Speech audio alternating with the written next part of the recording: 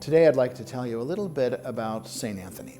Now, if you ever are looking at statues of the various saints, St. Anthony can be recognized in one of two ways. First of all, he is was a Franciscan, so he's wearing a brown robe, with a white rope or cincture around his waist, and he has a tonsure, meaning he's bald on top. But the distinguishing characteristics are he might be holding a child Jesus. That tradition came from the world of art. He was often pictured with a book that had a picture of Jesus in it. And as the years, the decades, the centuries went by, the picture of Jesus grew to be larger and larger, and artists started making the book smaller and smaller until finally they got rid of the book completely and he was just holding Jesus. But that's one way to recognize him. He's a Franciscan who's holding Jesus. The other way is he's a Franciscan with the brown robe and the cincture, but he also has a fish somewhere on his statue. The reason for that is because once he was at a town where he was not very well received, and so he went down to the shore and began to speak. He began to speak to God, and he began to speak to the angels, and he was giving this sermon, and it was noticed that the heads of the fish were coming up out of the water so the fish could hear him well. And the people of the town saw that and said, maybe we should listen to Anthony too. So there can be a fish on a St. Anthony statue. Now, whether that story really happened, I don't know, but it is a nice legend, and it points to the fact that he was the greatest preacher of his age. So, St. Anthony was born outside of Lisbon, Portugal in the year 1195. He was born into some wealth, but what was most important about his childhood was he was not only very pious, so he prayed a lot, but he was also very well educated. His family spared no expense on giving him a good education. Well, he decided to devote his life to the Lord, so he became a monk. Somebody who would be in a monastery praying all day. When he was in the monastery, he was made the guest master, which meant if somebody came to visit the monastery, he was the one who was in charge of hospitality. He was the one who was in charge of making sure that their needs were met, they were welcomed, and all the rest. And one day, he welcomed a small group of Franciscan friars.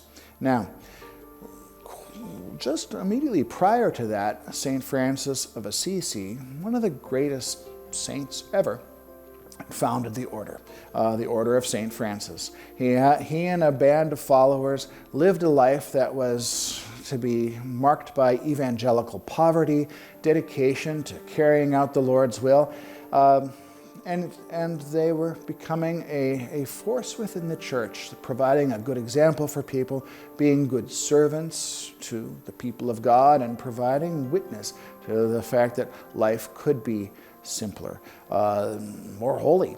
And so they took a vow of poverty, and they always strived to live that vow of poverty well. And so anyway, when Anthony met them, he was impressed. He was impressed with the austerity with which they lived. They had no possessions. Their lives were simple. Their lives were focused on their holy work and focused on carrying out the Lord's will. So anyway, he was immensely impressed by them. Secondly, through the town in which his monastery was came a procession. There were some Franciscans who had gone to North Africa to preach to the Muslims, and those Franciscans were martyred. The King of Portugal had paid to have their remains brought back home, and so as they were going to the place where they were to be buried, Anthony was inspired by the faith that would lead somebody to go to a very hostile place, a very hostile environment, and preach the faith. And so he decided that he was going to leave his monastery and become a Franciscan, a friar, a follower of St. Francis. And that's exactly what he did. Because he wanted to be a missionary, he wanted to lead that simple life, he wanted to live the life of evangelical poverty well, and that's what he was going to do. And so off he went. He became a friar, and then received permission to go to North Africa, there to preach to the Muslims. The problem was, he was not well. He became terribly ill and had to come back home. So they put him on a ship to sail back to Portugal. The problem there was the ship ran into a storm, was blown wildly off course, and he ended up in Italy. And he was really too sick to be moved. So they put him in a small hermitage, and there he was supposed to pray and recover. He was with some other friars, and his life was rather quiet there. One day, his life changed. There was to be an ordination, and some Dominicans, they're known as the Order of Preachers, they were coming to the ordination, and the Franciscan friars were coming to the ordination. Everybody thought the other group was going to be preaching that day, and so nobody was ready. And so the question is, well, who should preach? And the prior, for some reason, picked Anthony and said, Anthony, why don't you give the sermon? And so he did.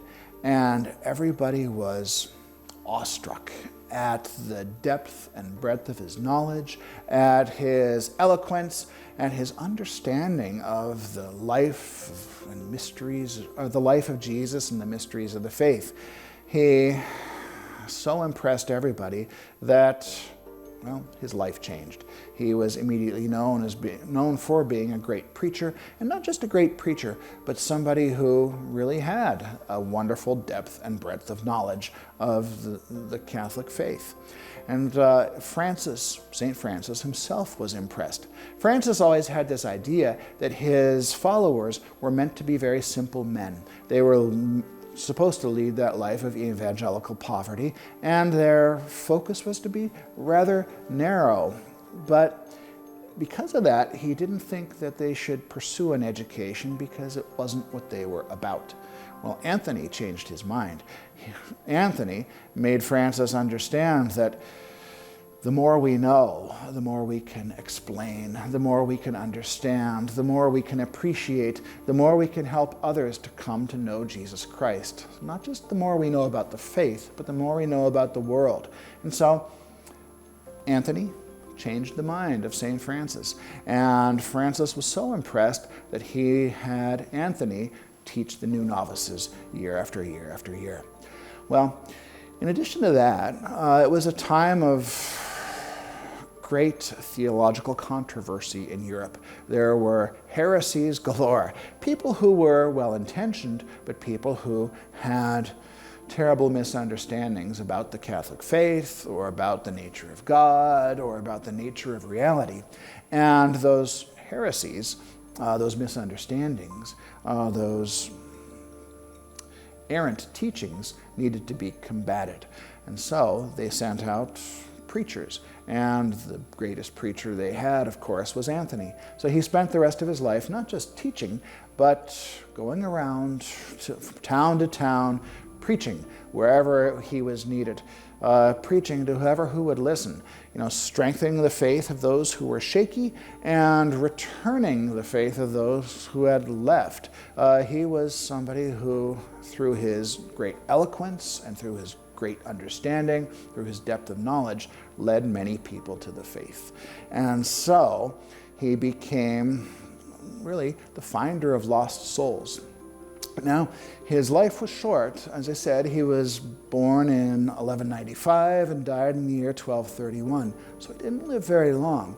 But his sermons were so wonderful that people wrote them down. They said they could remember them decades later because they made such great sense.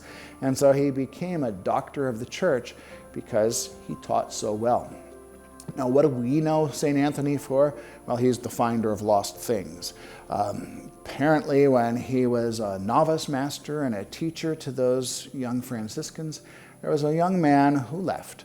Now, Anthony had a book, and it was a book of the Psalms, and he loved the book. In those days, there was no printing press yet, so books were valuable, and it was easily his most valuable possession. Not only did he love the book, but he had his notes written in it about all sorts of questions of the faith. Well, when that young man left, he stole Anthony's book, and off he went, and it disappeared. And Anthony prayed, and he prayed, and he prayed that maybe his book could be returned. And lo and behold, one day the young man came back with Anthony's book, and not only did he return the possession and apologized for taking it in the first place, but he came back to the Franciscans and he became a good friar himself. And so that's how St. Anthony became the finder of lost things. What we need to understand is that's a nice old tradition that, people pray to St. Anthony when they have lost something. But really what we should understand are really those two important aspects of his life. First, that you never know where you're going to end up. His hope was to be a missionary. His hope was to go preach to the Muslims in North Africa. It didn't work out, and I'm sure he was terribly disappointed.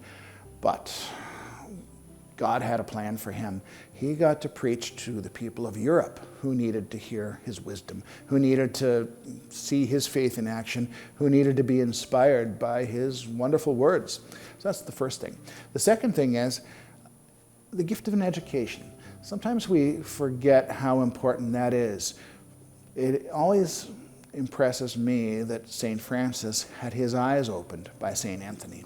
See, St. Francis, if you think about who are the greatest saints in the history of our faith, I'd say the Blessed Mother should be first. But after the Blessed Mother, St. Paul, St. Francis, they're probably right up there. And so anyway, you don't generally think that some great saint is going to have a change of mind in the middle of leading the holy life that he's called to. But St. Francis did, because he met somebody who was well educated. He met somebody who knew so much. He met somebody who could explain so many things. And that great education was put into the service of preaching the good news. So what we all need to do is make sure that we never stop learning. We never stop reading. We never stop speaking to people. We never stop trying to understand our faith better. And we never stop trying to explain or to understand the world around us more and more deeply. Because the more things we can appreciate, the more things we can understand, the more connections we could draw, the better we will be at being the good evangelists, the good preachers of the faith we're all called to be. That's not just for priests, it's for each and every one of us. We need to be people who are experts in what we believe, what we've experienced, and so many other things as well. And doing so, we'll be faithful witnesses to the gospel.